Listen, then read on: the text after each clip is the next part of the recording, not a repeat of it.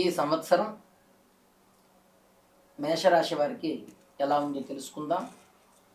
మేషరాశి అనగా అశ్విని నక్షత్రం 1, 2, 3, 4 పాదములు, భరణి నక్షత్రం 1, 2, 3, 4 పాదములు, కృత్తికా నక్షత్రం 1వ పాదం.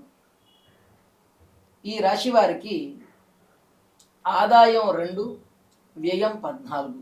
అనగా ఆదాయం తక్కువ, ఖర్చులు ఎక్కువ. అందుకని ఆదాయానికి తగ్గ ఖర్చులని ఉండేలాగా ఏర్పాటు చేసుకోవాలి. అలాగే రాజపూజ్యం 5, అవమానం 7. ప్రశంసించేవారు 5 ఉంటే విమర్శించేవారు 7 ఉంటారు. అందుకని చేసే పనుల్లో జాగరూకత అత్యవసరం. ముఖ్యంగా ఈ రాశి వారికి ద్వాదశ స్థాన శని సంచారం వల్ల కొన్ని ఇక్కట్లు తప్పవు.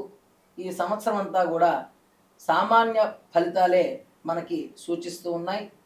ముఖ్యంగా ఈ రాశి వారికి ఈ సంవత్సరం బంధువులతో అలాగే తోబుట్టువులతో విరోధం కలగకుండా వారి సహకారాన్ని పొందేలాగా ప్రయత్నం చేసుకోవాలి.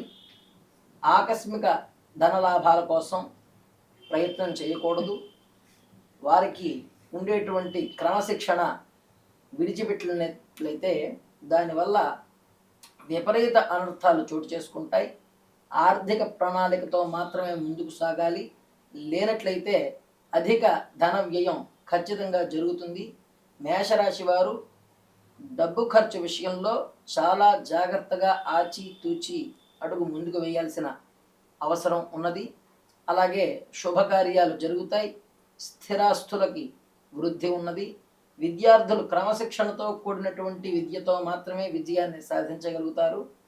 ఈ రాశివారు ఈ సంవత్సరం ఈ శని దోష ప్రభావం తొలగడం కోసం రుద్రాభిషేకము అలాగే హనుమాన్ చాలీసా, సుందరకాండ పారాయణ చేసుకోవడం వల్ల శుభ ఫలితాల్ని పొందుతారు.